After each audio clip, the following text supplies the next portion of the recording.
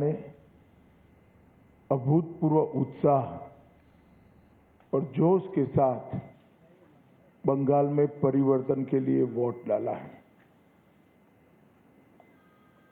मतदान का जो प्रतिशत सामने आया है वो पूरे देश के लोकतंत्र में भरोसा करने वाले लोगों का उत्साह बढ़ाने वाला है। मैं सबसे पहले तो प्रथम चरण में वोट डालने वाले सभी बंगाल के मतदाताओं का बहुत बहुत अभिनंदन करना चाहता हूं और धन्यवाद भी करना चाहता हूं कि आप भय से भरोसे की ओर की एक यात्रा को बहुत अच्छे तरीके से शुरू किए हैं और दूसरे चरण के मतदाता भी भय से भरोसे की यात्रा को आगे बढ़ाएंगे। मैं चुनाव आयोग, सभी सीएपीएफ, चुनाव आयोग के सहयोग में लगा हुआ पूरा तंत्र और बंगाल पुलिस को भी हृदयपूर्वक बहुत बहुत अभिनंदन देना चाहता हूं, क्योंकि बंगाल के बहुत लंबे अरसे के बाद एक भी मृत्यु नहीं हुई है। इस प्रकार का ये चुनाव हुआ है जो अपने आप में एक अजूबा है। तो मैं चुनाव आयोग और चुनाव आयोग के तत्वाधान में सभी सुरक्षाकर्मी और सभी तंत्र को हृदयपूर्वक अभिनंदन देना चाहता हूं। हमारे पास जो फीडबैक है उसमें बंगाल की जनता ने अपना भविष्य पहले चरण में ही तय कर लिया। कवि गुरु टैगोर, महान सुभाष चंद्र बोस और खुदीराम बोस की ये भूमि ने विकास को चुना है और नरेंद्र मोदी जी के नेतृत्व में भारत के विकास की जो यात्रा चल रही है उसमें बंगाल के प्रथम चरण के मतदाताओं ने स्पष्ट कर दिया है कि बंगाल भी उसमें जुड़ने जा रहा है। 16 जिलों की 52 सीटों पर 92.98% मत ये निश्चित रूप से बताता है कि दीदी जाने वाली है और भाजपा आने वाली है। भय जाने वाला है और भरोसा आने वाला है। हमने कल देर रात तक हमारे सभी विधानसभा के कार्यकर्ताओं के साथ भारतीय जनता पार्टी बंगाल की टीम ने एक असेसमेंट करा है जो पोलिंग हुई है इसका, और मैं स्पष्ट रूप से आपको बताना चाहता हूं 152 सीटों में से 110 से ज्यादा सीटें भारतीय जनता पार्टी जीतने जा रही है। इसका मतलब है कि दूसरे चुनाव चरण को मिलाकर हम प्रचंड बहुमत के साथ बंगाल में शुद्ध रूप से भारतीय जनता पार्टी की सरकार बनाने वाले हैं। मित्रों, मैं थोड़े आंकड़े भी देना चाहता हूं। 16 के चुनाव में 1278 लोग घायल हुए थे, 21 में 1681, 23 के पंचायत में 664 और 24 के आम चुनाव में 761। उसकी तुलना में 30 से कम लोग कल घायल हुए। ये बताता है कि बाय एंड लार्ज चुनाव शांतिपूर्ण तरीके से हुआ है और मृत्यु का आंकड़ा एक भी नहीं है। पर ये जो चुनाव बढ़ा है, मतदान बढ़ा है, वो भारतीय जनता पार्टी की सरकार बनाने का, परिवर्तन का मतदान। क्योंकि जिस तरह से प्रधानमंत्री जी और हमारे बाकी नेताओं की रैलियों को प्रतिसाद मिला है, रोड शो को प्रतिसाद मिला है, वो प्रतिसाद कल प्रथम चरण में बैलेट मशीन के अंदर बंद हो गया है।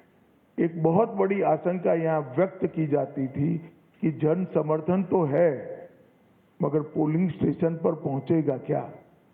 वो आशंका आज समाप्त हो गई है और मुझे विश्वास है कि दूसरे चरण में और उत्साह के साथ मतदान होगा। अब दूसरे चरण की भी मतदाताओं की जिम्मेदारी है कि यही परिवर्तन के दौर को वो आगे बढ़ाए। बहुत लंबे समय के बाद, जब कोई विपक्षी पार्टियां नहीं थी, हमारे देश की आजादी के बाद का वो दौर बात कर दीजिए, तो 5 तारीख के बाद अंग, बंग और कलिंग तीनों जगह भारतीय जनता पार्टी का शासन होगा, कमल का शासन होगा। और मैं मानता हूं ये निशानी हमारे पूर्वी भारत के लिए शुभांकर है। नरेंद्र मोदी जी ने 2014 में कहा था कि भारत की दोनों भुजाओं का, भारत माता की दोनों भुजाओं का सम विकास होना चाहिए। पश्चिम के क्षेत्रों में विकास काफी अच्छा हुआ है, कोई न कोई कारण से पूर्व के क्षेत्र पिछड़े हुए हैं। पूरा नॉर्थ ईस्ट, बंगाल, बिहार, उड़ीसा, ये पूरा भारतीय जनता पार्टी का शासन आने के बाद ये जो शुरुआत मोदी जी ने करी है पूर्व के विकास की, पूर्वोदय की, इसकी भी गति तीव्रता के साथ बढ़ेगी। मित्रों, एक बंगाल की मुख्यमंत्री जी अफवाह फैला रही हैं कि बंगाल में अगर भाजपा का शासन आया तो बाहरी लोग शासन करेंगे। मैं दीदी को बताना चाहता हूं, दीदी बंगाल का अगला मुख्यमंत्री बंगाल में ही जन्म लेने वाला, बंगाली मीडियम में पढ़ा लिखा और बंगाली बोलने वाला होगा। इतना ही है कि आपका भतीजा नहीं होगा, वो भारतीय जनता पार्टी का कार्यकर्ता होगा। अगली सरकार बंगाल के ही भारतीय जनता पार्टी के कार्यकर्ता ने बनानी है। भाइयों बहनों, भारतीय जनता पार्टी की सरकार बंगाल में बनने के बहुत बड़े मायने, हमारी सबसे पहली प्रायोरिटी होगी कि बंगाल की महिलाओं को हम सुरक्षा प्रदान करें, उनको भय से मुक्त करें। जिस राज्य की महिला मुख्यमंत्री ये कहती हो कि 7 बजे के बाद महिलाओं को घर से निकलने की जरूरत क्या है, मैं मानता हूं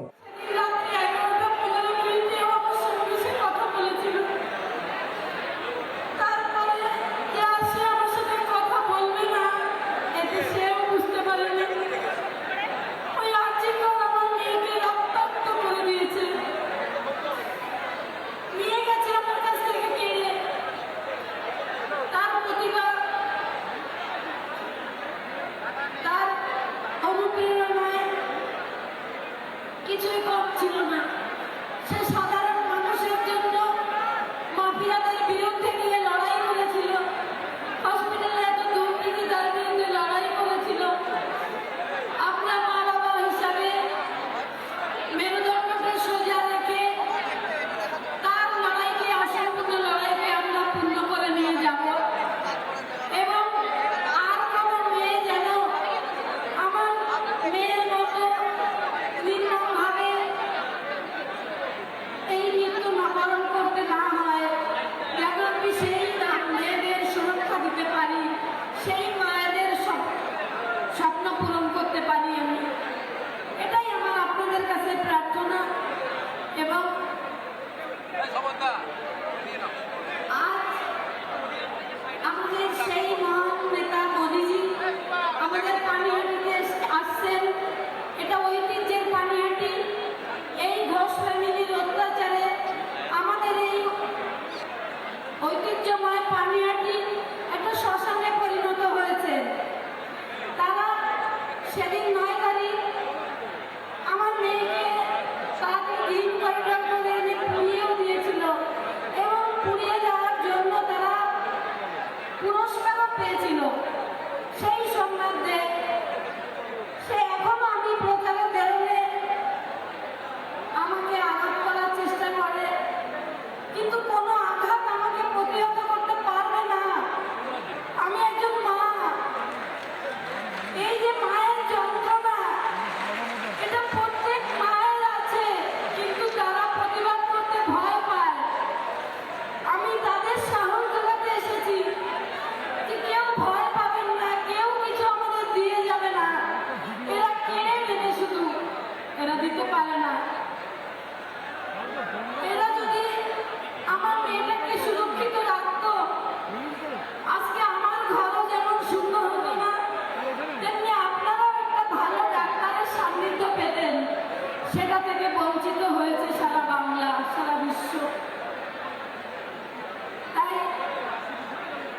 সাফল্য হচ্ছে জীবনের সেই চাবিকাঠি যাকে নিজেকে এগিয়ে নিয়ে চলতে সাহায্য করে। সাফল্য মানে সেই করতালি নয় যেগুলো ভাড়াটে হাতের করতালি।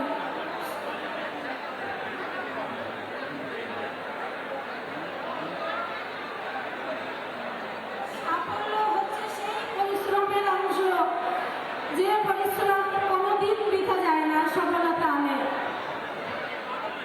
তাই সফলতা হচ্ছে যদি আমি বারবার হেরেও যাই কিন্তু আয়নায় মুখ দেখে আবার দৃঢ় কণ্ঠে বলবো, হ্যাঁ আমি পারি, আমাকে পারতেই হবে। তাই যতই যে যাই বলুন, আমি লড়াইয়ের ময়দান ছাড়বো না। আমার মেয়ের বিচার দেওয়া খুব প্রয়োজন,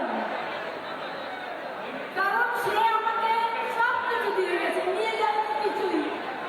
তাই যারা ছোটকালে প্রাধ্যাপক করেছিলেন এবং এতদিন ধরে আমার সঙ্গে প্রতিবাদী রয়েছেন, তারা ব্যক্তির দেবনাথকে হয়তো পছন্দ করতে নাও পারেন, কিন্তু একজন প্রতিবাদী মা হিসাবে আপনারা আমাকে বিধানসভায় পাঠালেন। আপনাদের সন্তানদের নিরাপত্তা এবং আপনাদের সাহসী মানসিকতা দৃঢ়তা করার জন্য আমার হাতটা শক্ত করবে। আর আমি বলতে চাই, যতদিন দেহে আছে প্রাণ, প্রাণ করলে পৃথিবীর সরাবো জঞ্জাল। তারপর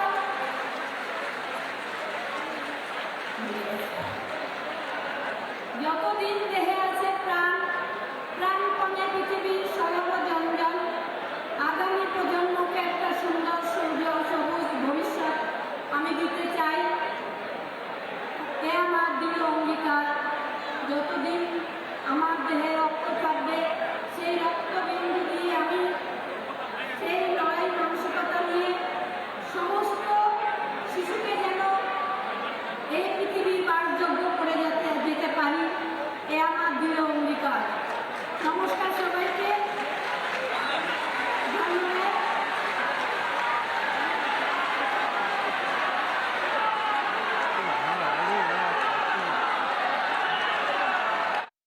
यहाँ पर धार्मिक उत्सवों पर हमले की जो परंपरा बनी है, हम सुनिश्चित करेंगे कि सभी प्रकार के धार्मिक उत्सव, चाहे रामनवमी हो, चाहे सरस्वती पूजा हो, चाहे दुर्गा विसर्जन हो, कोई इस पर हमला न कर पाए, वो सुनिश्चित करेंगे। अंत में मैं बंगाल की जनता को इतना ही कहना चाहता हूं, देश का एक बहुत बड़ा हिस्सा नरेंद्र मोदी जी के नेतृत्व में विकसित भारत की यात्रा में जुड़ चुका है। आपका प्यार, आपका उत्साह, आपका एक प्रकार का भरोसा, ये पूरे प्रचार अभियान में नरेंद्र मोदी जी के लिए सरफेस पर आकर दिखाई पड़ा है।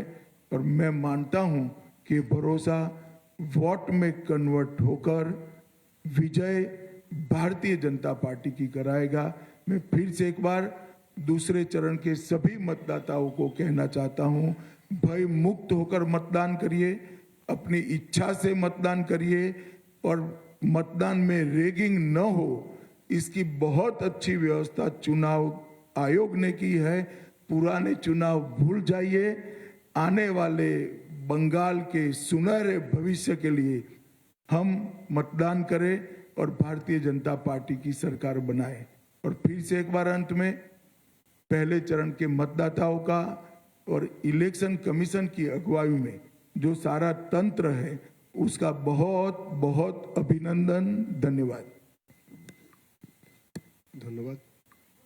प्रश्नोत्तर मौमिता चक्रवर्ती, जी 24 घंटा।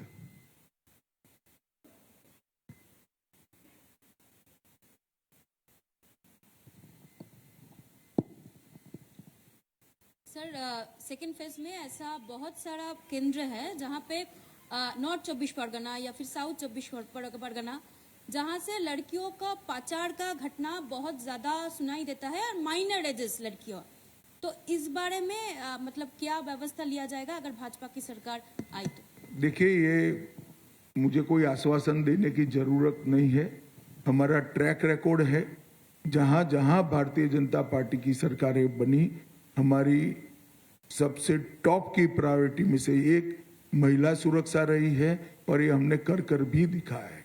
और बंगाल की माताओं बहनों को भी पूरा भरोसा है और हमने सिंबॉलिक रूप से महिला अत्याचार की विक्टिम को भी प्रत्याशी बनाकर बंगाल की विधानसभा में बिठाने का तय किया है। और मैं मानता हूं कि किसी भी पार्टी की एक टॉप मोस्ट प्रायोरिटी होनी चाहिए थी, महिला मुख्यमंत्री की तो सबसे पहली होनी चाहिए, परंतु ये हुआ नहीं है। भारतीय जनता पार्टी की सरकार ही ये करेगी। মৌপিয়া নন্দী, কলকাতা টিভি।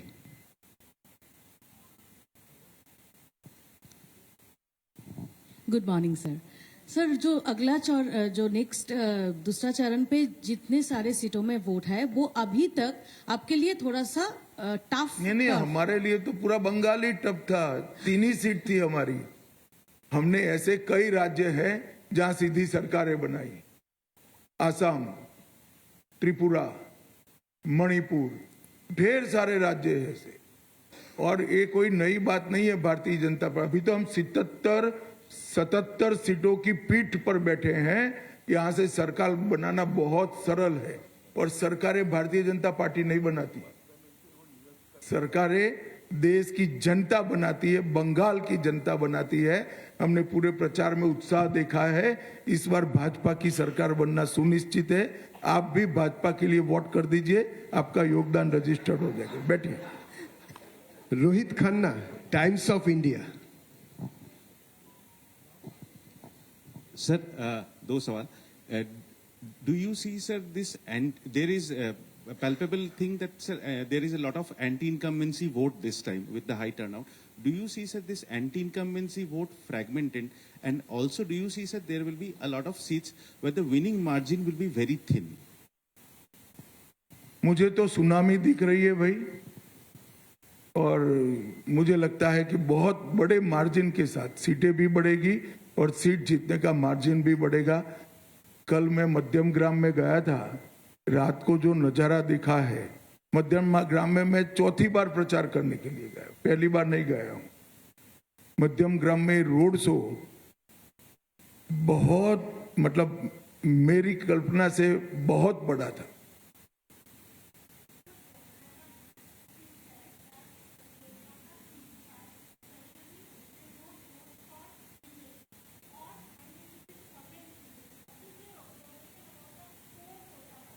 नहीं, देखिए, पहले कलकत्ता सिटी कांग्रेस के लिए वोट करता था, एक बार परिवर्तन हुआ और कम्युनिस्ट आए, फिर कम्युनिस्टों के लिए करता था, एक बार परिवर्तन हुआ, दीदी आई, अब दीदी के लिए करता है, इस बार परिवर्तन होगा, भाजपा आएगी और हर बार की तरह 30 साल तक भाजपा के साथ रहेगी। আমি যার নাম ডাকছি এবং তার তিনি হাত তুলবেন, মনোজ্ঞা লোহিওয়াল দিদি, এনডিটিভি। মনোজ্ঞা লোহিওয়াল দিদি, এনডিটিভির।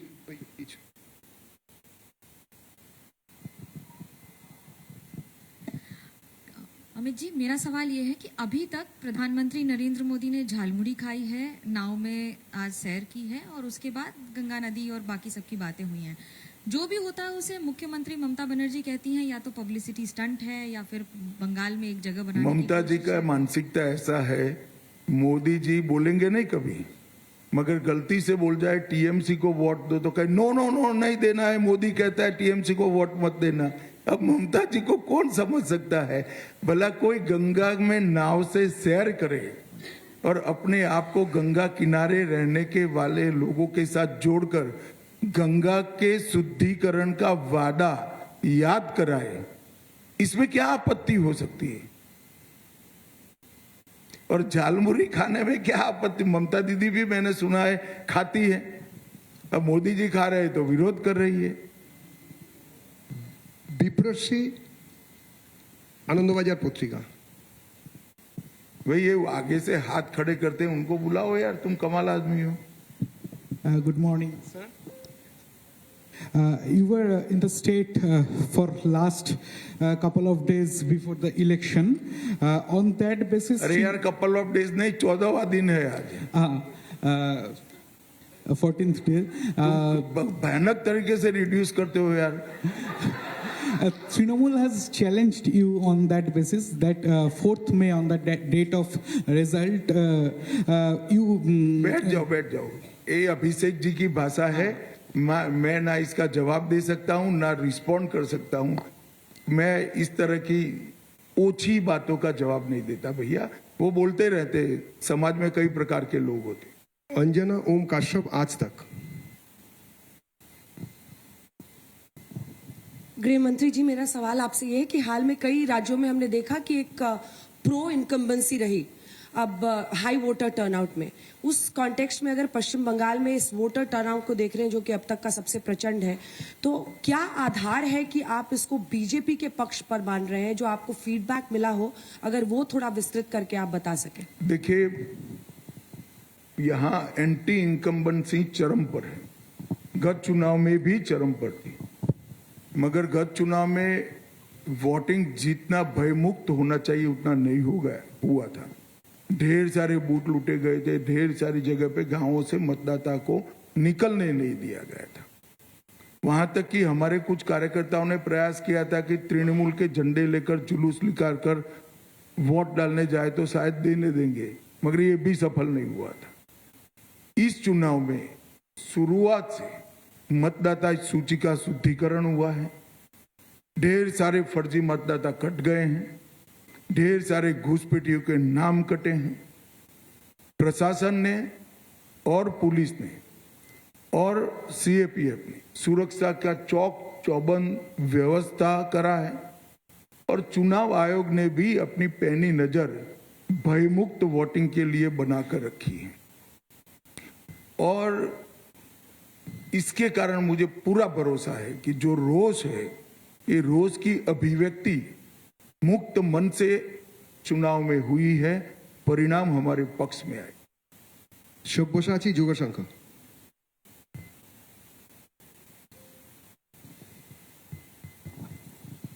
सर, पहले दफा जो मतदान हुआ है इसमें आप लोग दावा कर रहे हैं कि 110 के ऊपर जाएगा, लेकिन तृणमूल कांग्रेस का दावा है ये एसआईआर के अगेंस्ट में वोट जा रहा है। इसके विषय में आपको क्या टिप्पणी है? कुछ नहीं कहना है, सबको जो भरोसा है वो बताना चाहिए जनता को। जनता को किस पर भरोसा करना वो जनता तय करे। Devendra Parashar, India TV. Devendra Parashar, India TV. हाँ, खड़ा करते हैं भैया, गुस्से मत हो यार, क्यों ममता दीदी जैसा करते हो? गृहमंत्री करता हूं मैं जी। आप अलाउ करें तो दो छोटे सवाल हैं मेरे। पहली बात तो ये है कि जैसा कि आपने बताया भाई कितना वायलेंस होता था यहाँ पे, पिछले लोकसभा में भी हमने देखा कि जम्मू कश्मीर जैसा राज्य जो कि आतंकवाद से ग्रस्त है, वहाँ शांतिपूर्वक तरीके से चुनाव हुआ। बंगाल में तब भी वायलेंस हुआ था, इस बार ऐसा नहीं हुआ। इसके पीछे सबसे बड़ी वजह क्या है, और क्या उल्टा लटकाकर सीधा करने वाला फॉर्मूला काम कर रहा है? और दूसरा सवाल मेरा ये है कि आमतौर पे बंगाल में बहुत सारे एनालिस्ट एक नैरेटिव चलाते हैं, north Bengal versus south Bengal, पुरुष वोटर बनाम महिला वोटर्स, यूथ बनाम बुजुर्ग। क्या इस बार के चुनाव में आप लोगों का जो फीडबैक है वो काम एक मुश्त होकर बंगाल के सब आयु वर्ग के, सब जेंडर के और सब हिस्सों से मतदाता भारतीय जनता पार्टी को वोट दे रहे हैं। मैं 3 दिनों से प्रेसिडेंसी में घूम रहा हूं, 3 दिनों से। मैं आपको बताता हूं, प्रेसिडेंसी इस बार नॉर्थ बंगाल से आगे रही। गृह मंत्री Amit Shah ji, Nishant Kumar, Organiser English weekly से। आपने कहा कि इस चुनाव में प्रथम चरण में अभी तक कोई भी हत्या नहीं हुई, जो कि बहुत ही काबिले तारीफ है, लेकिन कुछ जगहों पर जो भाजपा के कैंडिडेट हैं उनके ऊपर आक्रमण हुआ, अटैक हुआ। सेकंड चरण में ऐसा ना हो ताकि जनता जो और भी भरोसे के साथ भाजपा को वोट कर सके, इसको कैसे सुनिश्चित करेंगे? हमारा प्रतिनिधिमंडल आज चुनाव आयोग को मिलने वाला है। दूसरे चरण की व्यवस्था को और चुस्त करने के लिए हम चुनाव आयोग को हमारे सुझाव देने वाले। पीछे दे दो भाई, सेकंड रो में। अमित जी, आपने कहा कि आप 14 दिन से यहाँ पे हैं, शायद और 2-3 दिन यहाँ पे रहेंगे। पहली बार जो बंगाल में आपने इतना दिन बिताया, मैं आपसे पूछना चाहूंगा कि 3 ऐसे कुछ अनुभव आपका पास हुआ है जो पॉलिटिकल और अपॉलिटिकल है, जो आप अगले अपने पूरे जीवन तक याद रखेंगे बंगाल के बारे में, पॉलिटिकल और अपॉलिटिकल, 3 अनुभव। देखिए, मैं कल का ही एक अनुभव बताता हूं। रोड शो में जबरदस्त भीड़ थी। किसी युवा व्यक्ति के लिए भी रोड शो में वहां खड़ा रहना ये बहुत कठिन था। शायद मैं न्यूट्रल मतदाता होता तो मैं भीड़ देखकर अपने घर चला जाता, वोट भाजपा को देता। इतनी भीड़ थी कल। एक वृद्ध माताजी, मेरा अंदाजे 80 साल की होगी, इतने धक्के खाकर वहां पर खड़ी थी। मैं अपनी धुन में गाड़ी में बैठ गया और उस वक्त मेरी नजर पड़ी कि माताजी कुछ हाथ हिलाकर कह रही है। मैं उतर कर गया। उन्होंने जिस प्रकार से मुझे आशीर्वाद दिया है, ये व्यक्तिगत बात नहीं है, ये भारतीय जनता पार्टी को उनका आशीर्वाद है। इतने धक्के खाकर भाजपा के समर्थन में वहां खड़ा रहना ही आशीर्वाद है। मगर फिर भी आगे आकर पुलिस की बैरिकेड को लगभग तोड़कर मिलकर आशीर्वाद दिया है। मैं मानता हूं ये मेरे जीवन का बहुत बड़ा अनुभव है। मुझे ये एनक है, वो भी एक ऐसी ही माताजी ने भेंट किया हुआ है। और इस प्रकार के आशीर्वाद व्यक्तिगत जीवन में बहुत बड़ी ताकत और हौसला देते हैं। फिर ये भाईपो कितनी भी गाली बोले कोई असर नहीं होती है। जब इतनी बूढ़ी माँ आशीर्वाद देती है कुछ नहीं होता। विकास वादौड़िया, एनडीटीवी। हाथ खड़ा कीजिए।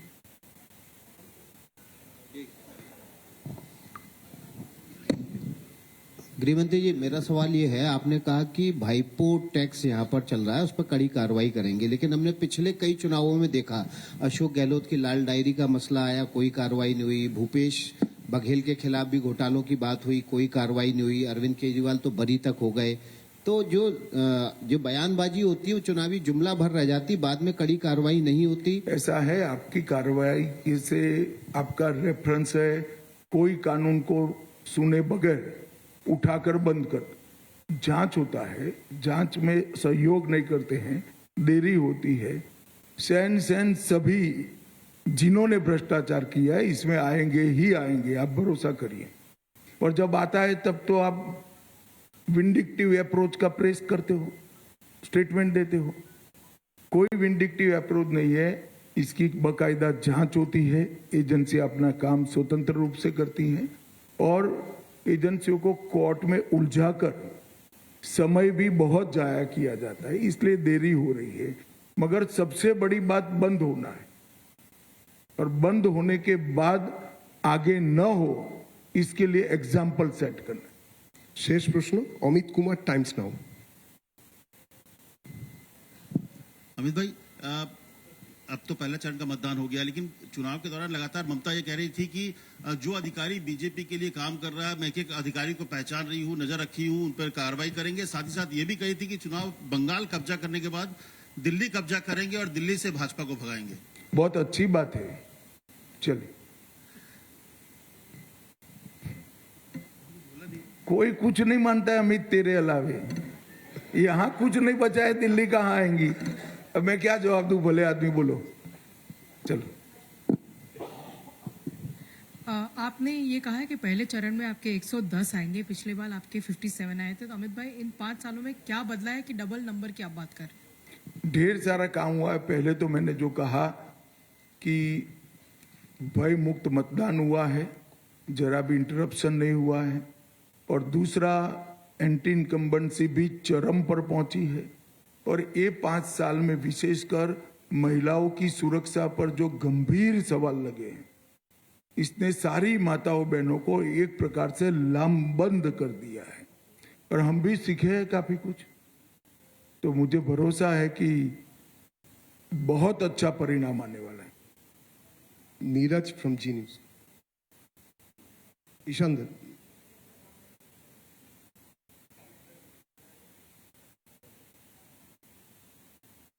एक सेकंड। अमित जी, मेरा सवाल ये है कि बंगाल के जनता को आप पहले चरण का जो मतदान हुआ उसके बारे में कोई आश्वासन देना चाहेंगे? क्योंकि कल से सौमित्र खान जी समेत भाजपा के कुछ नेता ऐसा आशंका प्रकट किए हैं कि कुछ ईवीएम बदलने की कोशिश किया गया है, ऐसा कुछ हो सकता है क्या? हमने वो आशंका को चुनाव आयोग के सामने रखा है। मुझे विश्वास है चुनाव आयोग पूरी जांच पड़ताल करेगी। नीरज जी, जी न्यूज।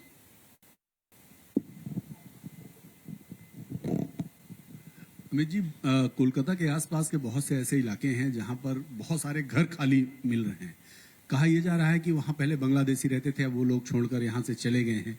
तो ये चुनाव की आहट से पहले ही बहुत सारे घर खाली हैं, लेकिन अभी बहुत सारे ऐसे घर भी हैं जहां लोग कहते हैं कि अभी घुसपैठ है, लोग रह रहे हैं और बड़े ऑर्गेनाइज वे में घर मकान बसाने का काम किया गया था।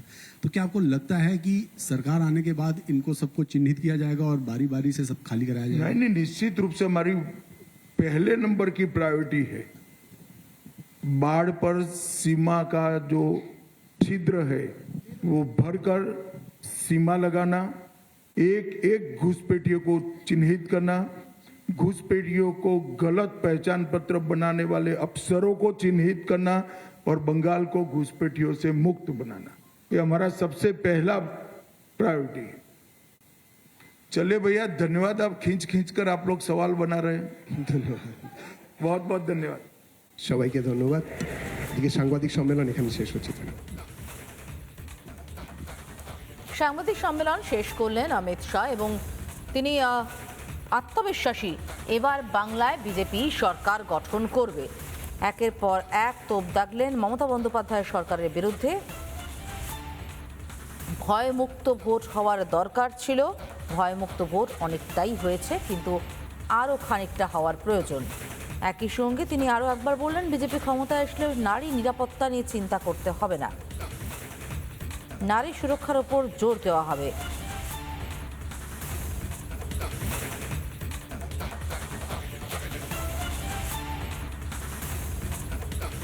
নানা ধরনের কন্টেন্ট দেখার জন্য লাইক করুন, শেয়ার করুন আমাদের ফেসবুক পেজ, সাবস্ক্রাইব করুন আমাদের ইউটিউব চ্যানেল।